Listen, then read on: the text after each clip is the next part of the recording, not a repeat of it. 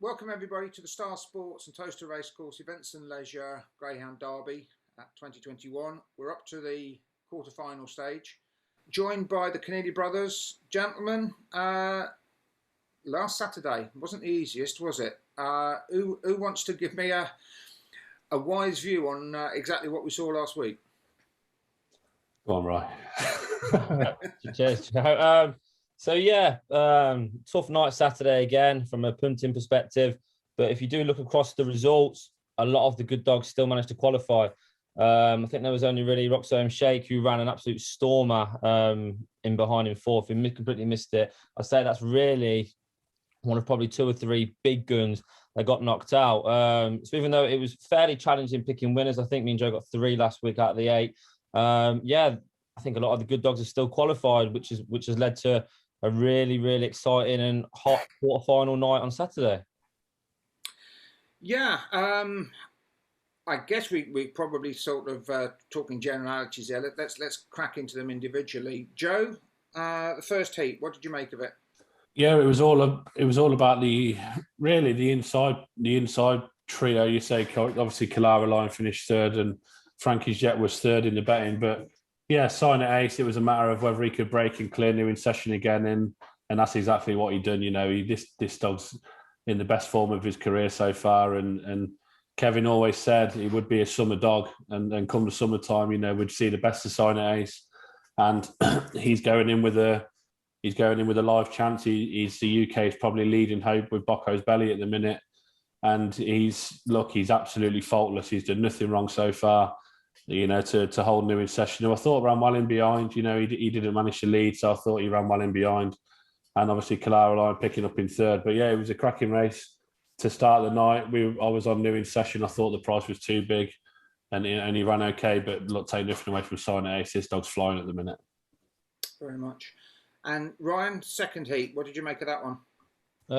Yes, this was actually one of the 3 that I did actually manage to get right. Ballymount Fair one. Didn't come away particularly well, but showed again an awful lot of determination just to get inside Toolmaker Sydney and Drumcrow Brent at that first bend. And then once it did get its head to the front, I think it was just off the second bend, it was race over then. Drumcrow Brent took an absolute flyer from the boxes last week, and as soon as it did that and it got around that bend, that was assured to qualify really in the first 3, and then it was just a case of watching Swift Cope in one, who I think turned third off the last bend, and Toolmaker Sydney, who did come away quite well, got a little bit of bumping because of Fair one inside it. But Toolmaker Sydney showed an awful lot of determination and character once again to go past Swift Cope, which was one hell of a run. And yeah, I thought 2.63 was the 3 qualifiers.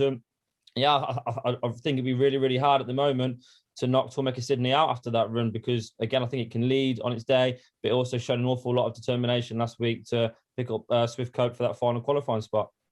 Yeah, it was a good competitive race as well, wasn't it? 4 lengths clear in the field. Joe, talk to me about Forest Gold. Yeah, there was a bit of shrewd money when we were listening to people at Toaster on last Saturday, and I think there was a few people tipping the dog up at least double the price he went off at. He went off 8 to 1. I heard 16s, I think, and maybe even a little bit bigger. And you know, he took a ping break, and hindsight's a wonderful thing. And you look at what was inside Forest Gold, and you think, okay, he's got every chance to lead them, but could you see him winning? Probably not. But you know, the time he matched the time to go with his break, he done 29.35. And Lock is just an absolute flying machine coming home, and she's got a lovely draw in the quarterfinal. Sadly, Foreham Rebels not running, so she has got a nice draw in the quarterfinal, and she just looks absolutely impossible to keep out of the first 3. And the same probably could be said for Ballymount Wild, who got led by Tempin. I thought Tempin would show a little bit more early than Ballymount Wild, which he did. So to kind of outrun, I think he outrun Tempin for third was a big run as well. So it's hard to see how he gets knocked out as well. So yeah, the winner done it really well. You know, he held on by an absolute flying machine coming at him and Lock. And Ballymount Wild is as strong as he is. You know, he's done well to finish third. So I'm sure they'll be confident now going into the quarterfinal. Yeah. Ryan, looking at the 4th heat, obviously it was completely dominated by the favourite going lame on the inside. But, I mean, he looked to be lame virtually from the boxes, did you think? Yeah, he did, in fairness, and very unfortunate for the dog itself and for All Connections. one of them injuries, I think, where even though the dog did seem to finish okay, I think it managed to get to the pickup. Yeah, I think from the first, as soon as the traps opened, something just didn't look right with its tail, didn't really attack the bends right. And yeah, we just hope for the dog and everyone connected to it that the dog is okay, because obviously the dog, so much potential, so much ability. So we hopefully that we get to see this dog back on the tracks ASAP. In terms of the race, though, obviously for Aussie Captain, great performance. I think it shown a lot of potential the week before when it beat New in the session of length. And I think it just cemented that potential really in terms of this dog now a serious contender, because it showed an awful lot of pace to get inside Bubbly Magnum. And then once it went ahead, then I think Beach Avenue actually turned third and relatively handy, but Beach Avenue still got beat a length to it. So yeah, I think Aussie Captain, really, really powerful dog this looks. Not sure what the weight of the dog is, but I think if any dogs are around this dog, I see Aussie Captain making it a badge in its way through. And yeah, 29.50, probably not the fastest time on the eye, but yeah, really, really good performance from it. So like I said, Beach Avenue turned handy and still couldn't pick him up. Yeah, moving on to the fifth heat, Joe, Knocknabull Sid returned 11 to 4, 29.32. Yeah, he's my last one now in the derby in terms of anti-post. I need him for a few quid, so it was really nice to see the real Knocknabull Sid back. You know, we did mention it last week before, and that it would be nice to see this dog come back to his best, because it opens the derby up again for everyone. And it's a stroke of genius switching the dog to middle from rails. You know, he was missing the break slightly from the inside, and he's done a 4.10 last week and done it all right and won really well. A massive mention to Mingler's Popeye as well, his second, who just keeps going under the radar, this dog, and just keeps running out of his skin to keep getting through. You know, he was part of that race at Newcastle that we covered in with Havana Class and caused a little bit of trouble in there by moving off. But, you know, to get to the quarterfinal with this dog, who's lightly raced in this country, you know, he's a fast dog. He's done 28.30, 28.20 at Shelbourne. So the dog can run, obviously, but to do what he's doing is a massive credit to Connections there. And Thorn Falcon, you know, he lost his winning run, but, you know, he's done well to qualify again. And Ryan was on Roxanne Shake in fourth. He put in a massive run in behind to unfortunately get knocked out. But there's definitely a competition in Roxanne Shake going forward. This dog's very, very fast. He's shown that in the derby. But it's lovely to have Knocknabull Sid back to his best. And yeah, hopefully he can continue that for him. And hopefully for me, is my anti-post pick.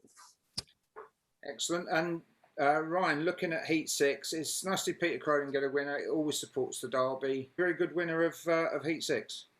Yeah, I mean, a really, really good win, like you said. Kind of came out of the blue, really, this run in terms of the 29.29, because he'd been running okay. I hadn't had the cleanest of runs in the second round against Session and Deerjet Sydney. 29.69 was his fastest time going into it. But actually, when the traps opened, me and Joe were on track 3 Jaguar Macy, and after 3 strides, I actually thought it was race over. But 6 showed an awful lot of speed to cut off Jaguar Macy in lead. And yeah, when Gaetan Milo did turn where it did quite handy, I thought it was race on. But to be honest, yeah, the result never looked in doubt, really, because once 6 All About Ted got his head down, yeah, really, really impressive winner. And I think there's a lot more to come from this dog. Really fairly lightly raced, only had a handful of runs at Shelbourne Park coming into this. And yeah, I think Peter Cronin's done a really, really shrewd bit of training with this dog, because if you look at his times, 29.69, 29.86, managed to get to the front, showed an awful lot of speed, and yeah, post 29.29. So yeah, I think watch this space with this dog, All About Ted. Okay, and Joe, so some acknowledgement here for Lee Field as well, I think, with Adele's Duke. Unbelievable training performance from Lee, and you know, I've put this dog up. He's a proper competition dog. This lad, he finished 3rd in the Golden Sprint at Romford behind Bocco's John Joe, who was only beat a length and a bit, I think, in that race. He then went on to reach the Laurels final at Perry Bar and just got into a messy race there. And now he's in the quarterfinal of the Derby. He seems a proper competition dog. He said last week he's a stubborn sod when he hits the front, and he's shown that, you know, again last week. He's done a good sectional. The time's okay as well. And look, times are irrelevant in trying to win ground derbies. You know, I'm sure Connections would take 30 dead to win the Derby if it went on winning it, you know. And yeah, it's a shame for him. Rebel ran a massive race in behind, but he's gone lame, I think, and now he's been retired, and he's been a fantastic dog for Connections, and all the best in his retirement. and then the machine who just keeps getting through. He never really looks like winning, but he always gives himself a chance to qualify. And I think it's 1 from 17 now that he is. But again, he's a dog where you're going to struggle keeping him out of the frame because for me he's got plenty of chaser's pace, and he'll get after whatever's in front of him, and he's going to be a hard dog to keep out of the frame. But yeah, Adal's Duke, he's flying the flag for Lee and for Great Britain at the minute, and it's just an unbelievable training performance. It's a tough 500 to get as well, and you could say he weren't quite probably staying at Perry Bar, or he ran at Nottingham as well, I think, and Monmore. But this dog's just going from strength to strength, and yeah, good luck to him. And it's a fantastic story for Lee, so all the best with him. And Ryan, moving on to the last heat, and this thing about I know you're a big football man, class being permanent. Yeah. So what I would say with this one, I mean, it was a race to the first bend. I thought leading into it with Dearjet Sydney, Pacemaker Ted Even, Bocco's Belly, and Highlight Arkle in terms of who would make that first bend. And traps open. Pacemaker Ted actually shown the quickest pace of the first bend at a 4:19 split. But Dearjet Sydney, as soon as the traps opened and you knew that it led 2 and 3 up, you knew Pacemaker Ted would leave it a lot of room on the inside. And then, yeah, like you say, class shown. Got his head down. Really, really impressive performance. 29-29.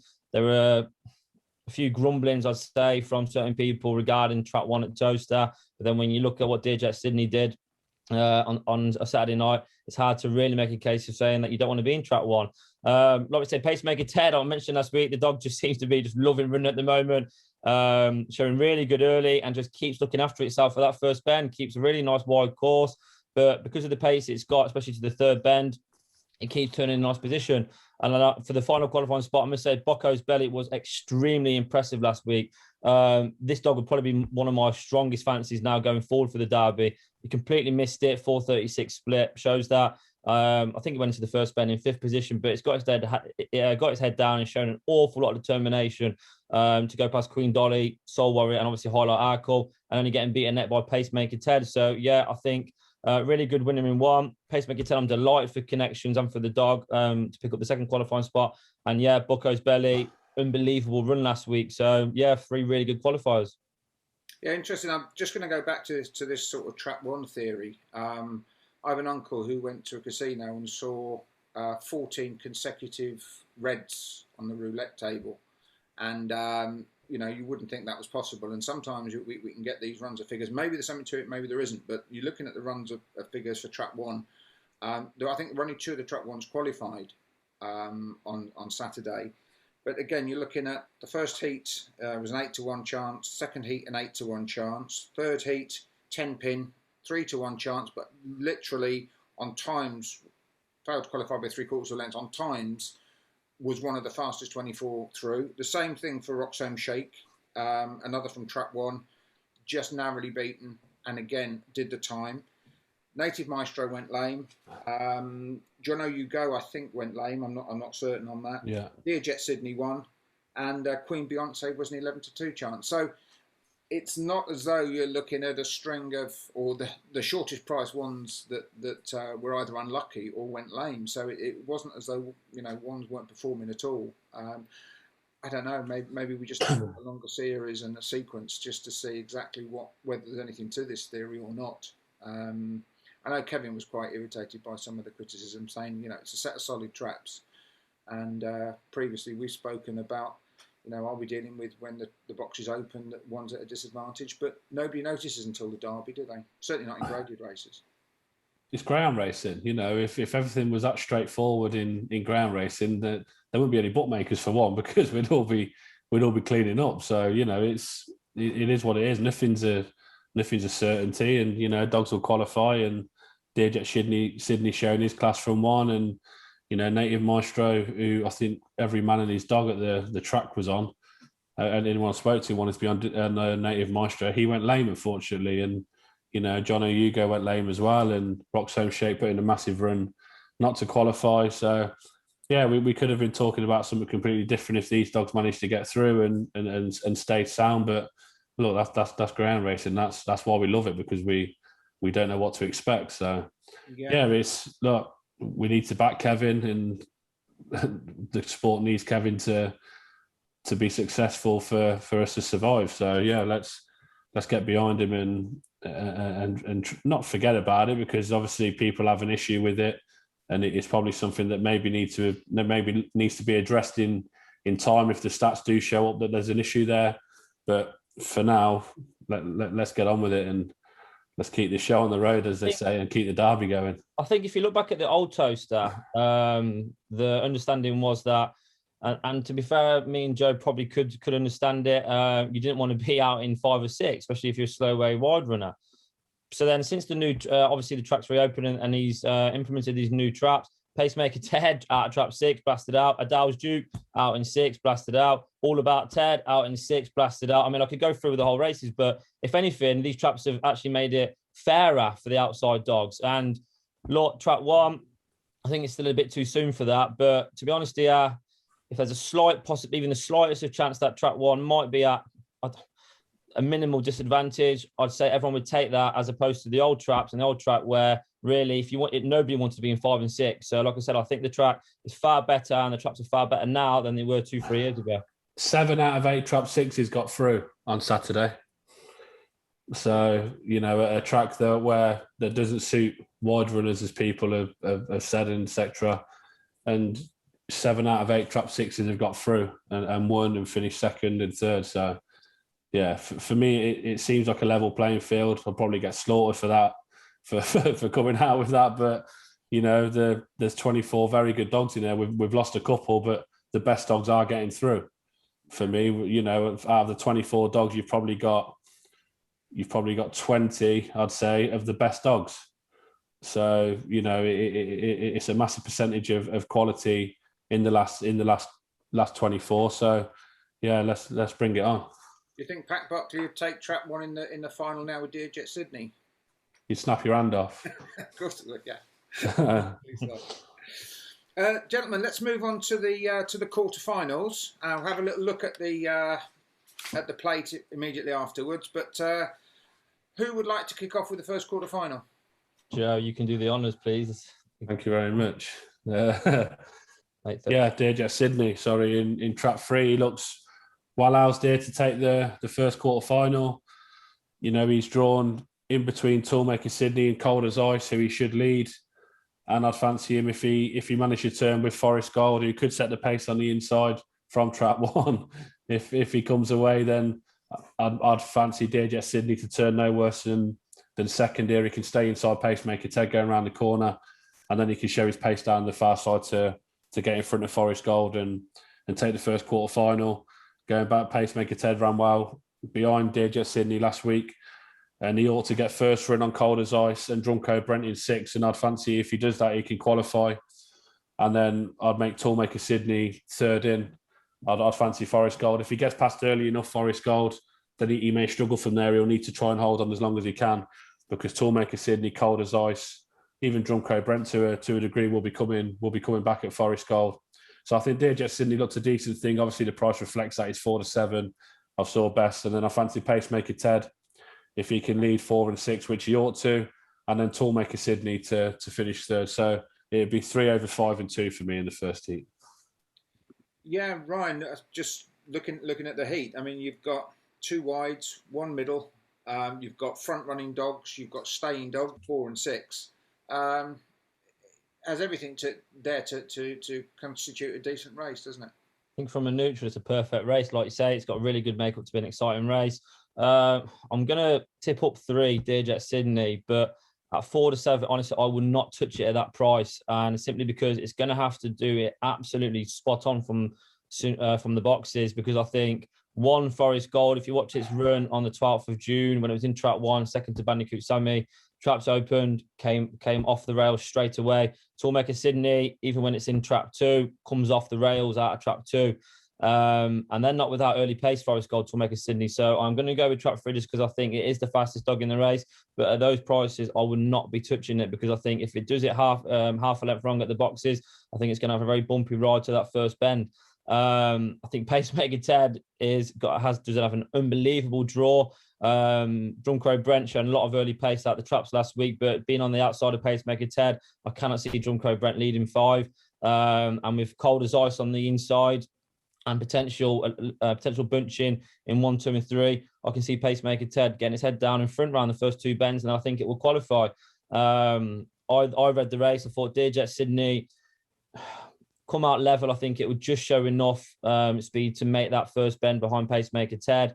I think 3 and 5 will be away and gone, and then I think it is a case of then who qualifies in third.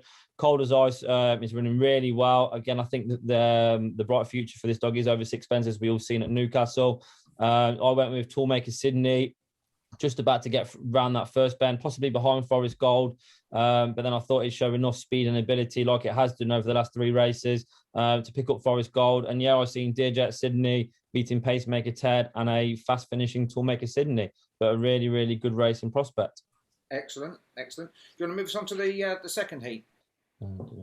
Okay, yes. So the 851, the second heat, and I mentioned just then actually, Free Bocco's Belly, how impressed I was with it. Absolutely walked out last week, did a 4:36 split, and only got beat 4 1/4 lengths by Dearjet Sydney, who did it right off the front. I think that shows everything about how good a run that was. I think if you look at its previous 2 runs in Trap 3, which conveniently it has on Saturday night, posted a 4:17 split, did 29:03 track record.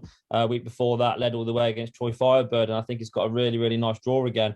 I think New in Session, running keeps finding one dog too good, to be honest. I thought it was slightly unlucky on the 12th of June against Aussie Captain, just by being on the outside of Aussie Captain. But last week, ran a really good race behind Signet Ace, who we all know is running out of its skin at the moment and showing unbelievable early pace. So I think New in Session, even though it hasn't been able to lead the last 2 races, is still running well. I think that if 3 Bocco's Belly can do it right out of the boxes, I think it's got the early pace to lead both 1 and 2 from what I've seen. And yeah, this will not be for catching. Like I said, this would probably be my dog going forward, because I think it's got the speed, especially out of Trap 3, to lead these races. And as we all seen last week, it's got the staying ability and the powerfulness to go and stay on to qualify if it doesn't actually lead. And then with that, then unfortunately, obviously, good for connections that Fahim Rebel was withdrawn. But that then does give Unlock in Trap 6 an unbelievable draw on the outside. And like Joe just said, I cannot see this bitch not qualifying, to be perfectly honest with you. I think it's going to look after itself around the first 2 bends, and I think it will run really well behind Bocco's Belly in second. And then I made the last qualifying spot. I gave that to New in Session, who, even though Aussie Captain beat it on the 12th of June, it only really led New in Session because it was by virtue of being on the inside. I think because their positions have reversed, New in Session on the inside of Aussie Captain, I can see 3 leading. I can see 6 turning second. It's got a clear run, and I can see 1 just leading Aussie Captain around that first 2 bends. And I think it'll be a 3, 6, and 1 to qualify. Joe, if Unlock is within 3 lengths of anything off the second bend, can you see her getting beat? She wouldn't catch Bocco's Belly. I agree. Absolutely, I agree. That was a bit of a trick question. I think she's probably the only one. She wouldn't catch Bocco's Belly. If she did, then Jesus, she's an absolute. Yeah, I think me and Ryan are going to have to chuck in some tri-cast doubles and trebles and fourfolds here, because we've gone exactly the same again. I've gone 3 over 6 and 1, as we did in the first heat, 3, 5, 2. You know, Ryan's mentioned the pace Bocco's Belly shown last week to qualify, and he shouldn't have any issues leading Gaytime Milo and Unlock on his outside. And as a speed, if he comes away to lead the inside pair, New in Session and Aussie Captain. Aussie Captain could be a goalkeeper to 3, but he would need to be on his toes to clear New in Session in 1. And it's impossible to see how Unlock isn't going to qualify. You know, she's got a perfect draw with the unfortunate withdrawal of For Her Rebel, and she can finish second here, and I'll go with New in Session to maybe get first run on Aussie Captain if coming away and finish third. But yeah, it'd be Bocco's Belly for me. And if Unlock turns 3 lengths behind Bocco's Belly and manage to catch him, then just give her the competition now, because that'd just be unbelievable. This dog wouldn't be for catching if he led anything. Yeah, I would love to see Unlock keep qualifying for Brendan Matthews, who is one of the greatest people ever to put a greyhound on a lead. She also, sorry, Flo, she also brings something different to the derby as well. You know, you get all these early pace speedsters who go off the front, and she'll always be talked about, well, if she turns here, will she get to this? Will she get to this? she's one of them. You know, we've had dogs in the past with Darren and Carol, obviously the Rangers and the Spies. They're always spoke about in these kind of races because you'll always say, well, if this gets a run, will it get to this? So she'll always be talked about. I cannot see her not making the final. I think with her, she's the first. No matter what, if you are on a dog or you've got a dog running for yourself in any race, I think if you are able to get to the front, the first thing you look at is where Unlock and Lock's turned. Regardless of where your dog is off the front, she's that quick. And there were a few things I'd say about how genuine she is. But if you watch her last week to the pickup, as soon as she went past Forest Gold just after the line, she ran away from them. So yeah, I don't think there's any concerns about the dogs of how genuine she is. And yeah, just sit back and watch the race basically, and yeah, see where she turns. Yeah, I think the only question mark on a is that normally when greyhounds finish that strongly, a large percent of them are slightly screwy. But I mean, she's been under scrutiny and she has been absolutely flawless. I mean, as you said, even going round all the way around to the pickup, she's gone straight past, no question whatsoever. And I think Brendan and Damien will be waiting to another couple of rounds, and then they take the jackets off, and then we see what they've got. Because, these guys can certainly do a greyhound. We're talking about you for the next qualifier, yeah? Yeah, probably the most open of the quarterfinals for me, and I think this can go to Paul Young's Bubbly Magnum. You know, he's running out of his skin, and a bullet break here can see him go around in front and hold on from Thorn Falcon, who was a good third behind Not the Ball Sid last week.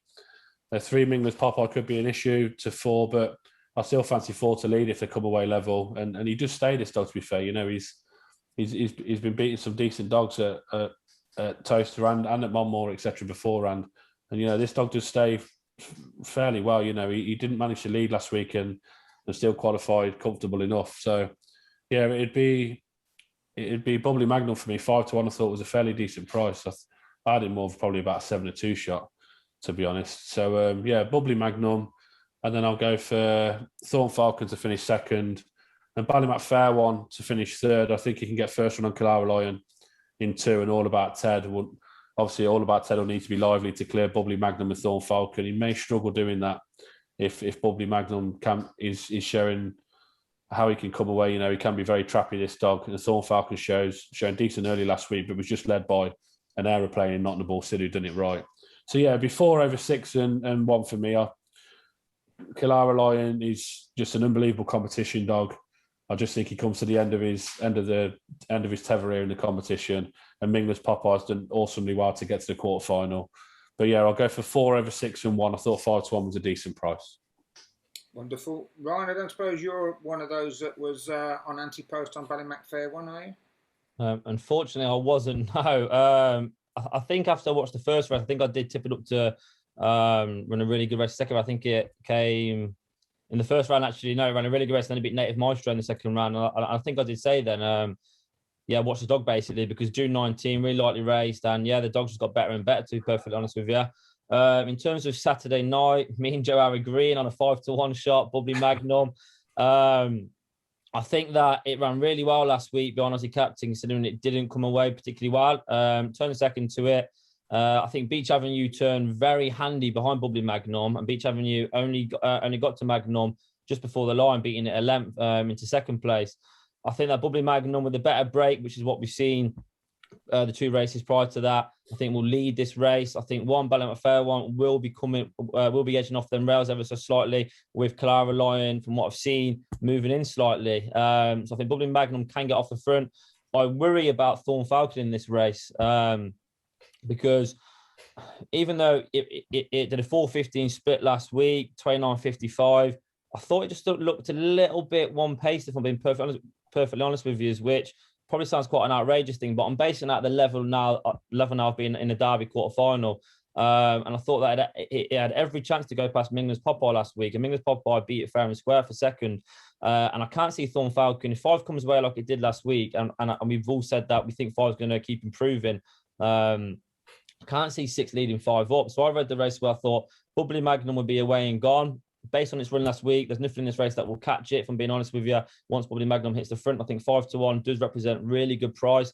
In this race, I'd probably be having that around 5 to 2, if I'm being honest. I thought Ballymac Fair One would show enough pace to lead 2 and 3 up with a good break. I think 3 will actually keep fairly straight to the bend, but I think if Ballymac Fair One can avoid Clara Line early, I think Ballymac Fair One can turn second to probably Magnum. And then I think 5's going to stop. So 5 will lead 6 on the outside. And then, so I read the race, probably Magnum beating Ballymac Fair One and All About Ted in third. I hope, obviously, because it's a UK dog, that Thorn Falcon does qualify. But based on what I've seen last week, and in fairness, probably moving on, probably going back as far as the first round as well, I can't see if Thorn Falcon was to turn 4th or 5th in this race, that it's got enough pace to catch a 4, a 1, or a 5, or even, as you've seen last week, a 3. So, I'd go Bubbly Magnum to be Ballymac Fair One and All About Ted as your 3 qualifiers. The concern I had about All About Ted was last week he was in 6. He had Cold as Ice in 5, Gay Time Milo in 4, who he should really lead anyway. You'd be gobsmacked if he didn't. And for me, Jaguar Macy didn't quite run the bend, and that's probably why he led All About Ted.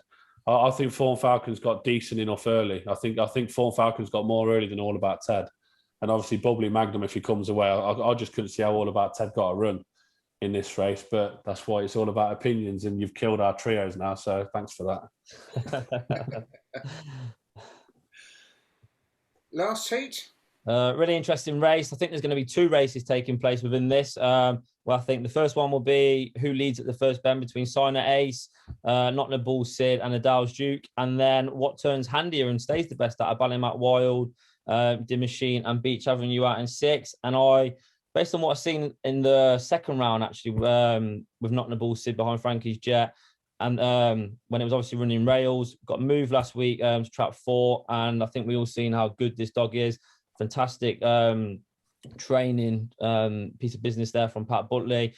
Got his draw trap 4, 4-10 split, 29-32, job done. And I think now that it's got his draw, it's got his middle draw, I think Nottingham Bull Sid's going to come on strength for strength for that, which will ring alarm bells for all the other 23 dogs, to be perfectly honest with you.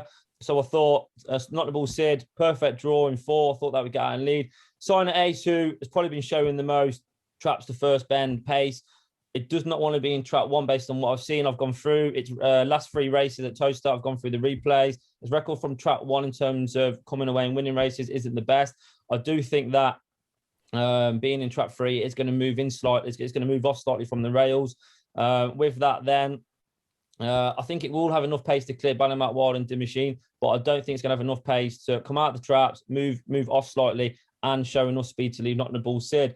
So I do worry about Signer Ace going forward. But I said that last week, perfectly honest with you, and he completely put me in my place after 2 strides, Signer Ace. So if it was to do it again out of trap 1 in this draw, then full respect to the dog. I hope you go and win the derby, to be honest here. But from what I've seen, the dog, I don't think it wants to be in trap 1. So I've gone for Nottingham Bull Sid to be out and gone off the front. I think Beach Avenue will then be able to look after itself again, because I think Adal's Duke, who I don't think will lead on Saturday, but I think it'll be well out of the way, Beach Avenue. I think Beach Avenue can work its way through the field around the outside. I think that will come in, that'll be able to pick up Adal's Duke and Signer Ace, just because I don't think they'll lead. And then I had Ballymac Wild, who ran a really, really good race last week for me to qualify. I actually thought that the dog was perfectly drawn and would actually lead off the second bend.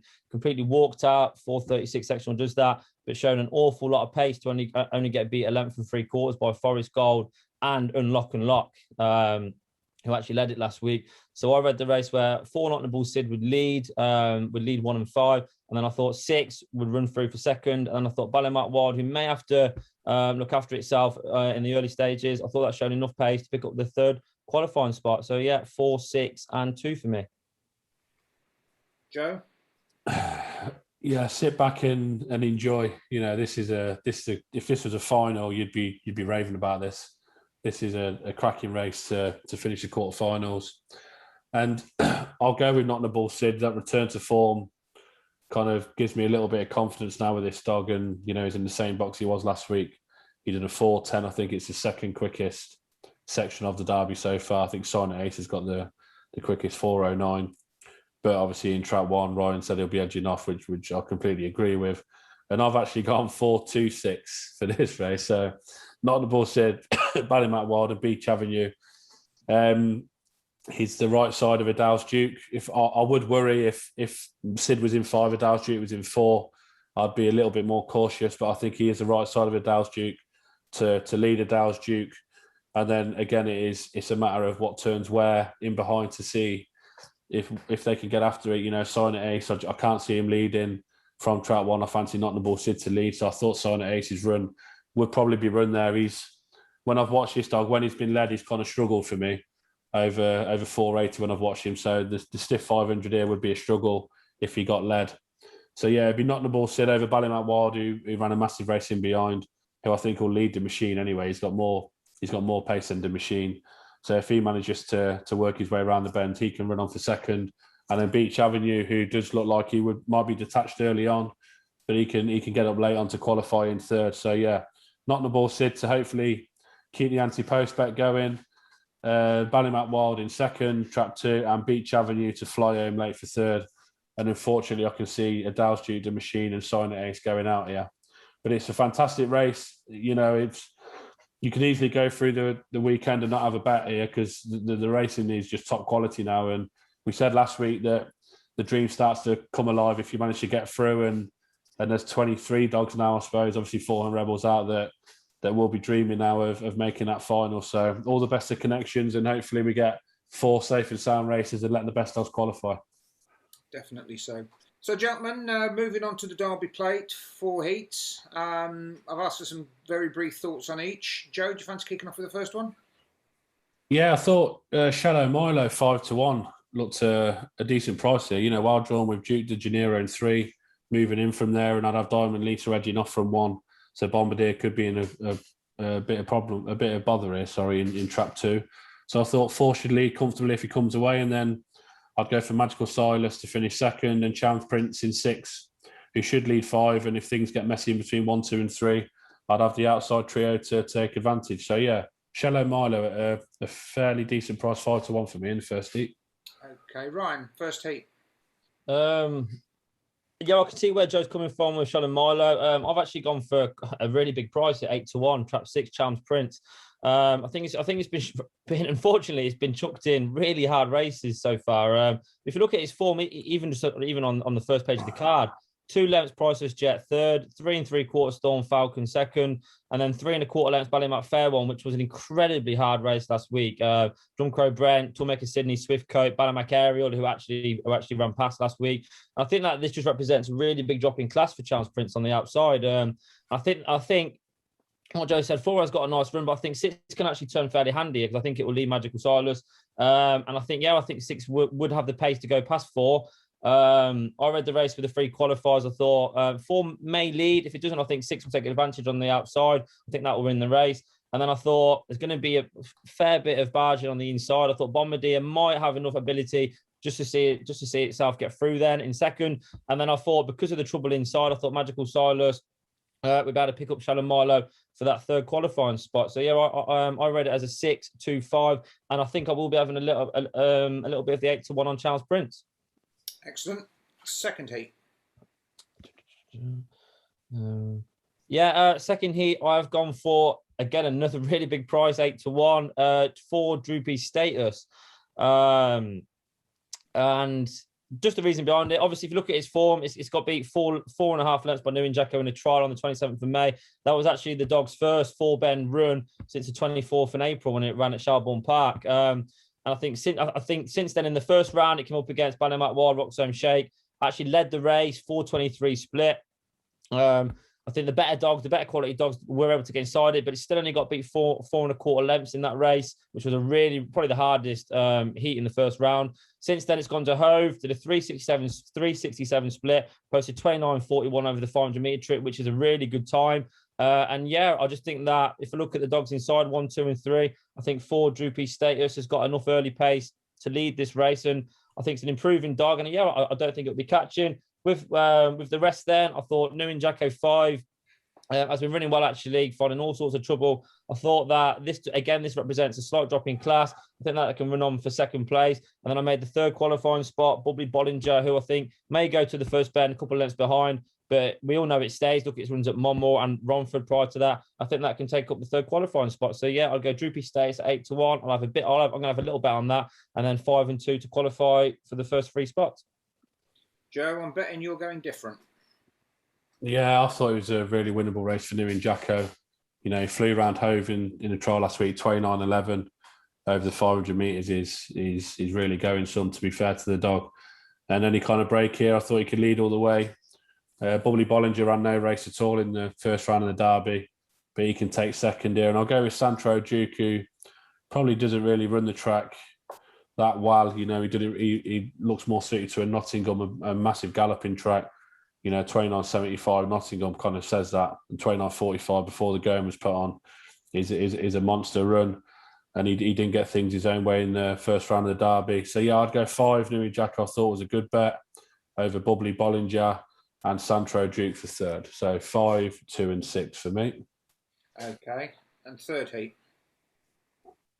Yeah, decent little heat. And I'll go for Glengar Bale in 6 if he comes away. He's got the early to clear Bandicoot Sammy and Bubbly Jubbly to the bend, and 3 Ivyhill Skyer will be edging in from there, but will struggle clearing Angry Dad and Fat Boy Storm on his inside. So it'll be Glengar Bale to make all, with Angry Dad finishing second, who ran well in the first round and then was unlucky in the second round of the Derby. And then I'll go for Bandicoot Sammy in 5 to take the third qualifying spot. So Glengar Bale, I thought 9 to 4 looked a fairly generous price, I must say, over Angry Dad in 2 and Bandicoot Sammy in 5. I just thought Ivyhill Sky might be franked by a little bit of pace here and may struggle getting across. So 6, 2 and 5. And Ryan, I seem to recall that you're an Angry Dad fan. I am a big Angry Dad fan, yeah. I'm actually going to tip him up on Saturday. And even though track 1, Fat Boy Storm, I think will definitely be moving off. I think if you look at its form, even though it's got 429 splits, they are in A2, and I do think that doing 429 splits in A2 and still not leading, I think it's a different ball game completely when you come up against good Derby dogs. And I think Angry Dad and Glengar Bell in particular are really high quality dogs. I think 2 will have enough pace to lead 1 and 3. And I think that it will be able to turn second, a very close second to Glengar Bale. And then based on what I've seen last week, 2 weeks ago against Adals Duke, I think 2 has got the pace to get inside Glengar Bale off the third bend. And yeah, I think them 2 will qualify in first and second. And then I thought Bandicoot Sammy had a fairly good draw because I think it can lead 4 and 3. I think it can turn third dog behind 2 and 6. And yeah, I think 5 will make it a 2, 6, 5 trio. Okay, Floyd? Wonderful. And on to the fourth heat. Yeah, and the fourth heat, the 8:14, and probably the nap of the night, if I'm being perfectly honest with you. And it is track 5, Frankie's Jet.